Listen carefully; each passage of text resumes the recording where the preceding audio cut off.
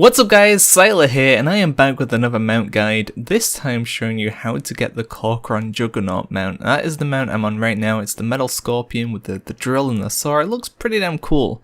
And this comes from Mythic Siege of Orgrimmar. It drops from the last boss, which is Garrosh Hellscreen, and it is on a 1% drop chance. Now it used to be on 100% back in Mr. Pandaria when it was current content, but as it is no longer current, it has been nerfed down to a 1% drop.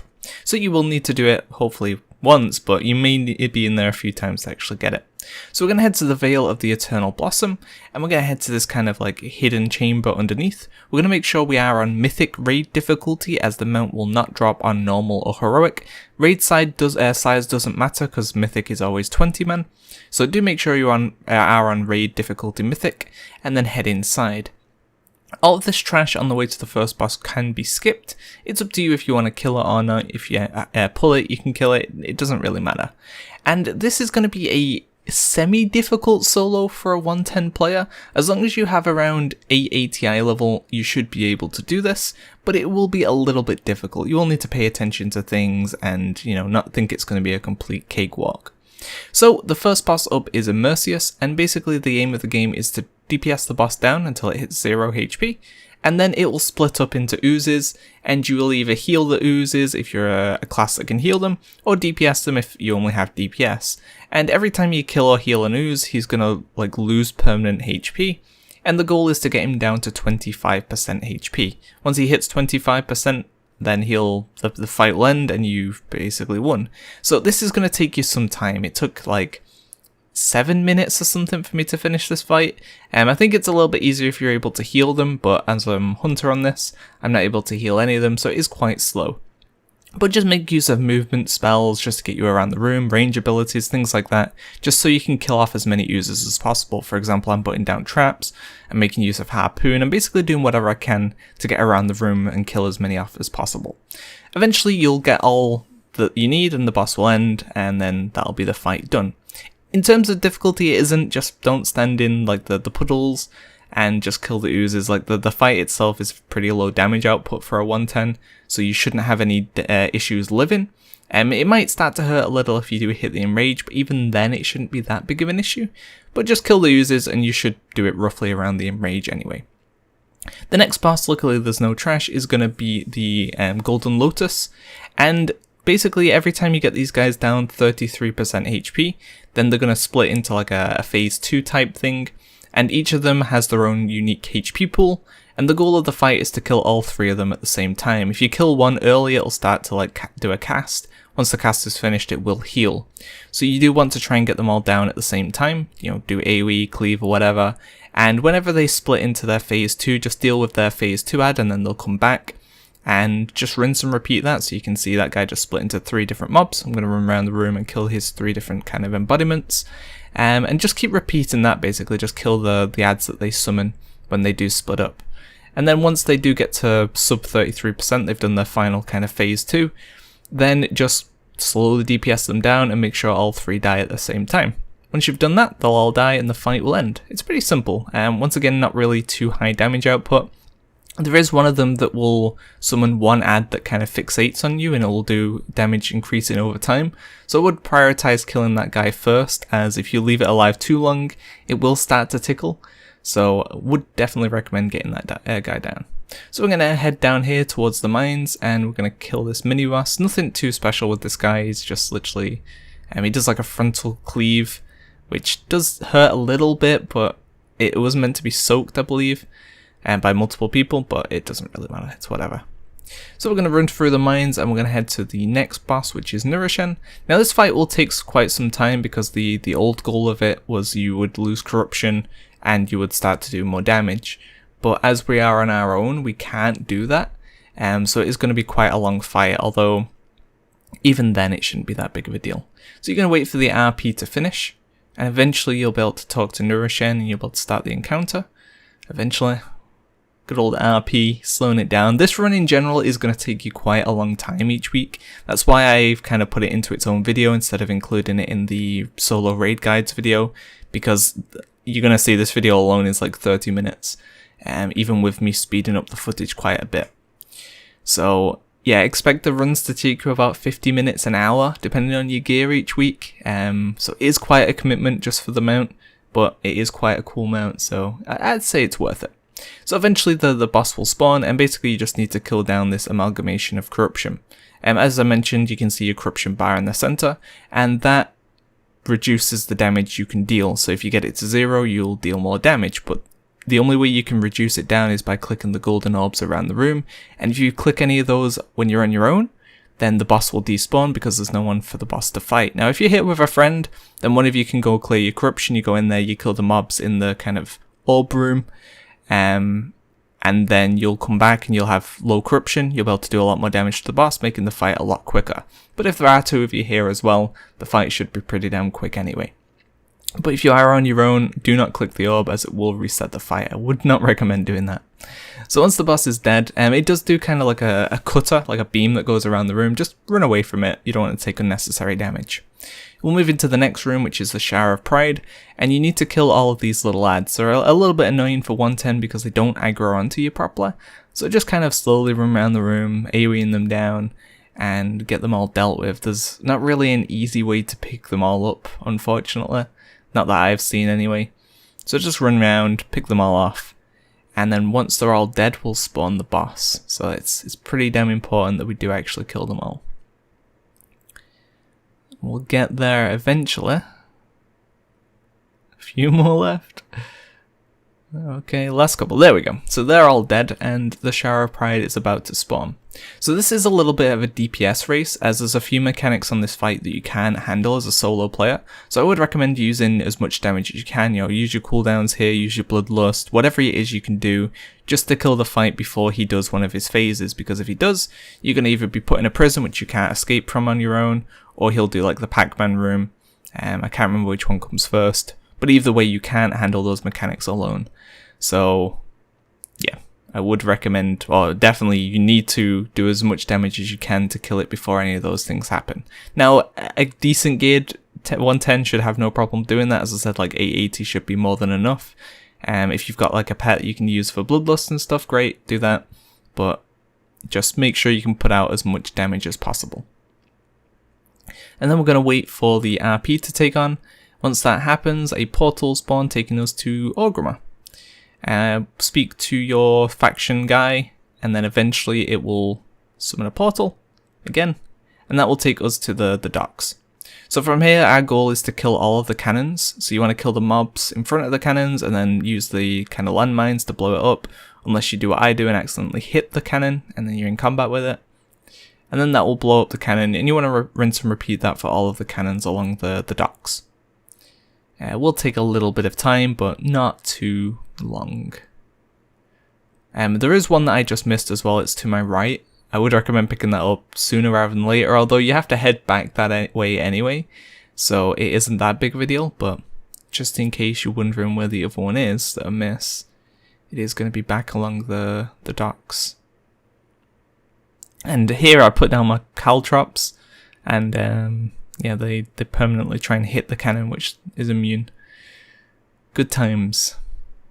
So we've got 6 of 7 done. We need one more cannon now, which is the one that I missed earlier on. We're going to finish this one off. And there we go. We have all the cannons done. Oh, okay, Pat is hitting the cannon once again. And then once all the cannons are done, your faction guy will slowly come along, and then they'll all appear on the docks, and you'll be able to start the Galakras Fight. Now, I think I make a mistake in this fight, which I'll explain in a moment, but I think you can do it a bit quicker than I actually do it. I just didn't think of it at the time, so you'll see what I mean in a moment anyway. So we're going to start the fight, and basically the goal of the fight is to unlock the towers and then shoot down the boss. You're going to have waves of ads spawning in the center that you'll need to deal with because you can't let your faction leader die. And then you'll also have goblins on the towers trying to like unlock the door, and they're going to get attacked as well, which I leave mine quite low. Not intentionally, I just forgot about them. So you will want to save them as well. You'll see if you have DBM, you'll see a timer for the tower grunt, and that is going to be the guy that runs up and hits your guys doing the tower. So you do want to try and protect them as much as possible, because if they die, I think you also fail as well. So try and keep those guys alive, as them dying is not a good time. As you can see, I finally spot the grunts going ham, and then I'm like, oh, that's not good. So kill them off, and then it'll leave my goblins to make more progress on the tower as well. It does get slowed down if they're being beat on. So you want to kind of do a back and forth of clearing the mobs in the center, running up, saving you guys being hit at the tower, and rinse and repeat that process. Nothing really too special you need to know about these mobs that kind of spawn in the center. They all don't really do too much. If one of them summons a banner, I would recommend prioritizing the banner because it'll make everything else easier to kill. But outside of that, there's nothing really too special going on. Now, we're getting close to the part where I think I make a mistake. Basically, to do this fight previously, back in Mr. Pandaria, you would have to unlock both of the towers, and then 2 people would need to be in each of the guns to shoot down Galakras. Now they've changed that slightly, only 1 gun is needed now, but I had it in my head that you still needed to unlock the 2nd tower to actually shoot down Galakras. That might not be the case, and you might be able to do it with just 1 tower, so it is definitely worth trying. Basically shoot down Galakras, and then shoot it again as soon as it's off cooldown. So you'll stun Galakras, and then the second your one ability comes off cooldown again, try and shoot it again. And then if you are able to do it with the first tower, then Galakras will basically drop down and you'll be able to fight it. If that doesn't work, then you do still need to clear the 2nd tower. I'm not too sure on if you do or not. But for the sake of this video, we're going to assume that you do need the 2nd tower. As I said, do definitely try the first one, as it will save you quite a bit of time, and you're up there anyway, so you might as well give it a go. So we're going to clear out the 2nd tower, and it's basically a rinse and repeat of the first one. We clear the mobs in the center, we protect our goblins on the right side this time, or if you're Alliance, there'll be gnomes, you know, just in case. And eventually they'll unlock the tower, and we'll be able to head up. So we're getting close now. You can see the timer in the middle of the screen. The tower is unlocked, so we're going to run up this. We're going to kill all the mobs here, and then we're going to be able to shoot down Galakras. And as I said, you do that by aiming at it. You shoot once, as long as you don't miss. You shoot once, you'll stun it, and then what you need to do is, I failed because the dragons were in the way, but you shoot once, you stun it, and then the second the ability comes off cooldown again, you need to shoot it again straight after. And that will count as the 2 hits that are needed to get it out of the air. And previously, back in Mr. Pandaria, the timer, the stun duration on Galakras was a lot shorter, so you and your other cannon person would have to shoot very, very close to each other, so left would shoot and then right would shoot straight away. But they've changed it to make it more solo friendly, which is great. So Galakras will drop down. I cleared out all the ads first, Galakras jumps down, and then you just kill it. There's nothing really too special going on there. So next up, we're going to head to the next boss, which is the Iron Juggernaut, and it looks very similar to the mount that you're going to be hoping to get from this run. Now, I do underestimate Iron Juggernaut, and I do end up dying, but I'll kind of tell you how to avoid that in a moment. So on my first attempt, I do end up dying, but I die just because I underestimate the damage it can put out. I just stand there and I eat every single one of those red circles, and they were chipping me away pretty hard. This is another fight where I definitely recommend using cooldowns as well, as it's going to start doing a stacking debuff to you. There's a lot of kind of damage going on. So, you know, using Bloodlust, using potions, using your DPS cooldowns, whatever you can to put out as much damage as possible is something I would definitely recommend. But if you have some good self-healing, then it shouldn't be that big of a deal. But with Survival Hunter, the only thing I really have is my exhilaration, so I don't really have great self-healing outside of that. But yeah, if you have decent self-healing, the DPS race shouldn't be that bad, but if you don't, then yeah, definitely make use of as many cooldowns as possible. So next up we have the Dark Shamans, and you don't need to clear all of the trash here, you can just clear the ones that are kind of in the way, but we're going to head into where the War Chief room is. And then inside here, we're going to find the 2 bosses. Now, you can pull them out if you want. It does give you a little bit more space and it'll make things less hectic. You'll take less damage. But I'm not that concerned. I do slowly kite them out of the room. But basically, the goal is to just cleave them down. They both share a HP pool. Previously, you wouldn't want to cleave them down. You wouldn't want to have them close to each other. But as we're doing it solo and we're 110, we can just have them on top of each other. We can cleave them down. And it's not a problem whatsoever. They will summon these ads, they will put down like the tombs and things like that, but none of these mechanics are really too dangerous. You just basically want to be progressively kiting out at the things that hurt. As you can see is exactly what I'm doing. I'm trying to keep up my dots on both of them, and I'm just doing some cleave damage. And then eventually they'll both fall. Especially if you're like a multi-dotter class or something along those lines, that fight should be pretty damn easy for you if you can get really good spread damage. But outside of that, just move out of the ouchy things, you know, kite them back, and you should have no problem at all. Head up here, you can release Gammon if you want the achievement, but I don't want to because you have to clear extra trash. You have to clear all of this area if you want to save Gammon. So we're not going to bother with that, we're just going to skip all of this, jump down, and head down to the Ragefire Chasm. We're going to kill the trash along the way, as it's pretty annoying. And this Shaman trash, I would recommend trying to kill them off one by one as quickly as possible, as they will all heal each other, and it's a little bit annoying, so get those guys killed. We can ignore the spinny guys for now if you want, but they aggro later on, which wastes me a little bit of time. And we're going to pull Nazgrim. Now Nazgrim has a couple of different weapons, and when he's got his two-hander out, he takes more damage, or at least doesn't have damage reduction. So that's where you want to be using your DPS cooldowns and try and kill him quicker. He will put down a Ravager, he will summon some ads, but none of those mechanics are really that dangerous. You just want to kill him as quickly as possible, especially during his phase where he's going to be taking a little bit more damage. And yeah, you'll get him down, no problem at all. Then we'll head down the elevator, we'll clear out the right side, we don't need to kill the full room once again. Basically just need to kill anything that gets in our way. And a bit of a warning, the next fight caused my FPS to drop crazy low. I assume it was because of DBM, I got kind of like a pie chart in the middle of my screen. But yeah, it's not particularly good. So do be warned, there's going to be some low FPS in a moment. It's not your video, it's not my video, it was just the footage went a bit wonky when we got to this point. So he's going to consistently do this kind of smash, you just need to move out of that. And he's going to keep knocking you up. I believe that's because we're the only tank. Like the only person he can hit. But either way, it's not really going to do that much. I mean, I make use of Harpoon to get back down to the ground. If you have anything that can reduce fall damage, I'd recommend using it. You will slowly get chunked down by the fall damage. I'd say the fall damage in that part of the fight is like the scariest thing that happens. And I wasn't entirely sure on how to prevent it. I don't think you can, as you're kind of doing it alone. But maybe there is, maybe I'm a noob. But this is meant to be your guide. So if you've got anything to reduce fall damage or whatever, that's fine. But there's not anything I could tell that you could move out of to prevent the knock up. So I think it just happens naturally. I do end up still in combat with the cannon, so I do go back to kill those. I would recommend killing them off just so you're not perpetually in combat.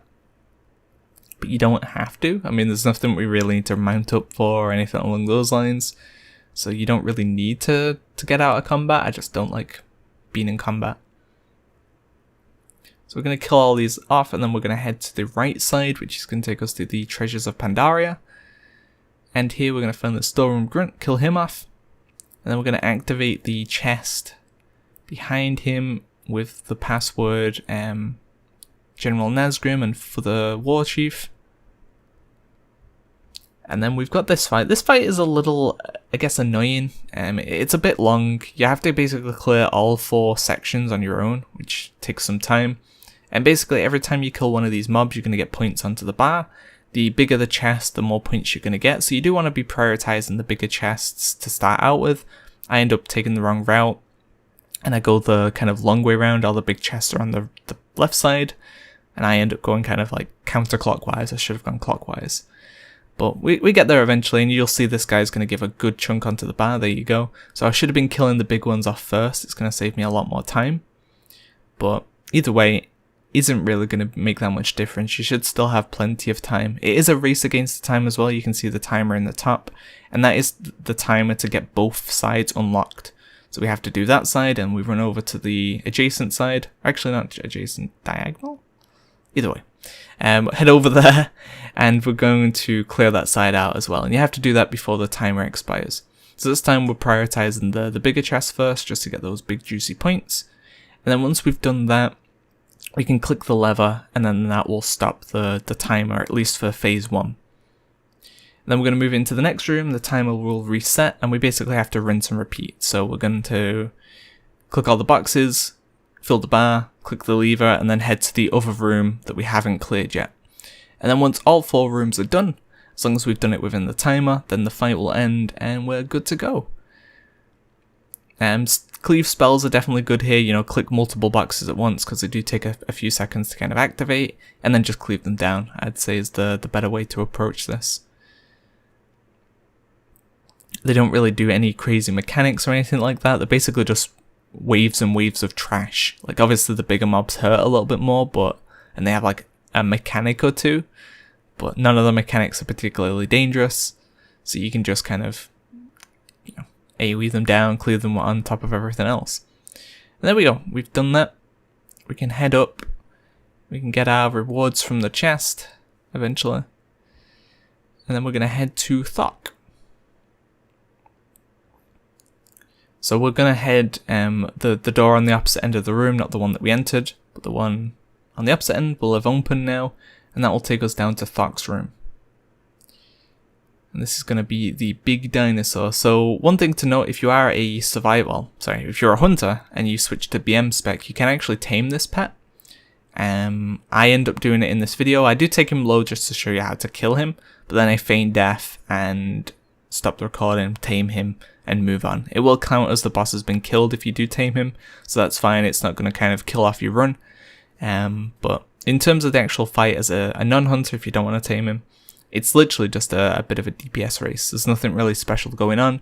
He won't do the chase because we're on our own, so he's literally just going to beat on us, do the stacking debuff that will make us take more damage from the shriek, and then yeah, we just have to kill him before the damage is too high.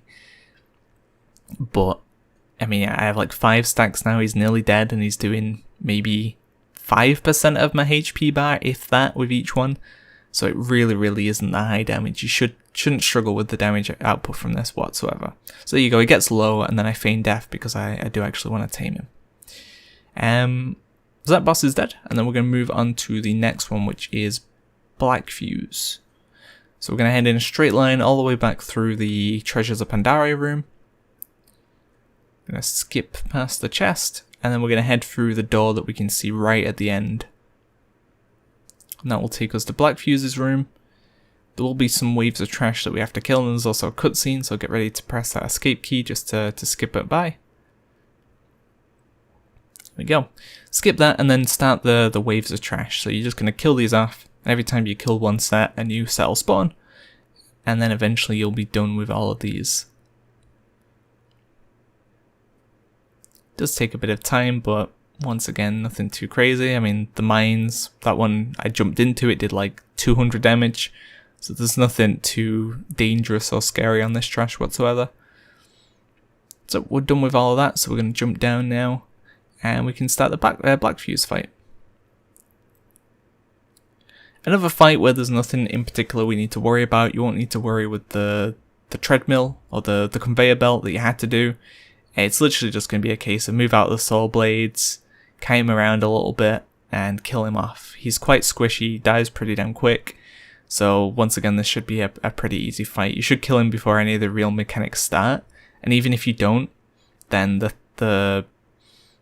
actually it is a bit of a problem if the siege engine gets there, as it will make him take reduced damage, so it is a bit of a DPS race, I guess. You do want to kill him before that happens, so I guess pop cooldowns, do whatever you can to get him down as quickly as possible. But he's pretty squishy, dies pretty quick anyway, so you shouldn't have too much issue with that. If it does end up spawning the siege engine, I guess you could use a pet or something to move it away. Like use your pet to taunt it and move it off to the side or something. It just needs to be away from the boss. But outside of that, it shouldn't be too much of a problem.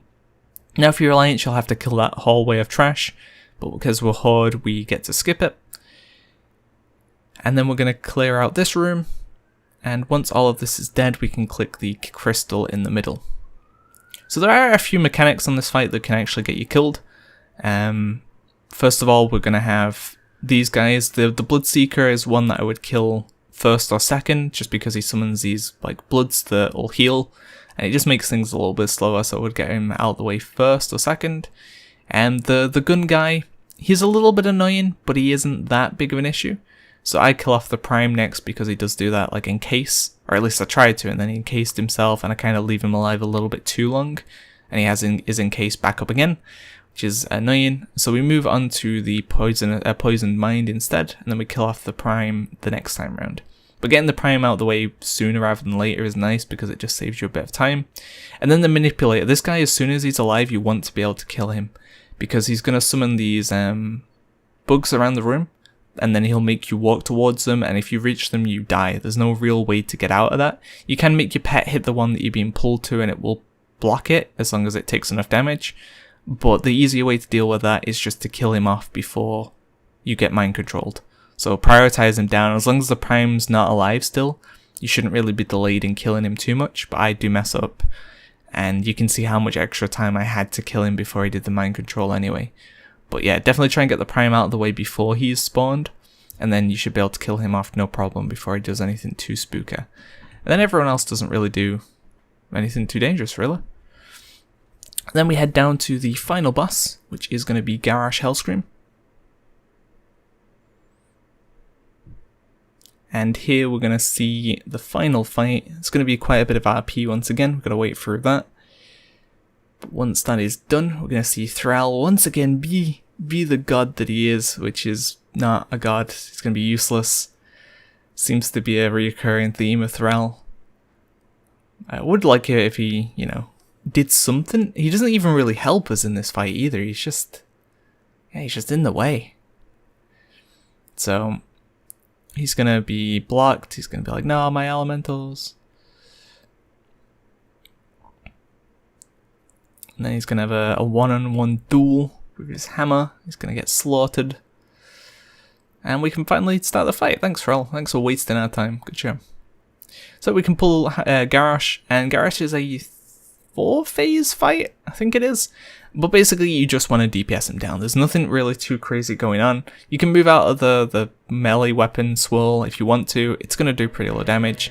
You can AoE down the ads that spawn and just DPS for Garrosh. Nothing too crazy. And then eventually we're going to move to this room. You want to kill all of the ads that are there. You can pick up one of the globes as well if you want. It will make you take reduced damage, but it isn't really necessary. Just make sure you do kill off all the ads, and then start beating on Garrosh. Move out of his frontal slam, as it does hurt a little, so you don't really want to be taking damage from that. And just keep DPSing him down until he transitions. And you can get quite a lot of damage done to him there. And then once he's dead again, he's going to move into phase 3. He's going to look beautiful, and it'll literally just be another rinse and repeat. You're going to have ads that'll spawn that you can kill. You're going to have a hammer that you can DPS, and you can move out of it if you want, but it doesn't really matter. It does such little damage anyway. And you should really DPS him down before anything major happens. And then we're going to move into phase 4. Once again, same deal. You're going to be able to kill him before anything real happens. But Malice on you don't need to worry about it. And then he's going to die. So there you go. And this character's like 8 something at the time, so it shows how real easy this is. I kill him before any mechanics happen, and you should be able to. But even if the mechanics do happen, the only real scary ones are like the mind controls and stuff, but those should be dealt with before anything happens. So yeah. Thanks for watching, guys. Look out for more videos coming soon. Hopefully you will lucky with them out, and if not, then try again next week. See ya.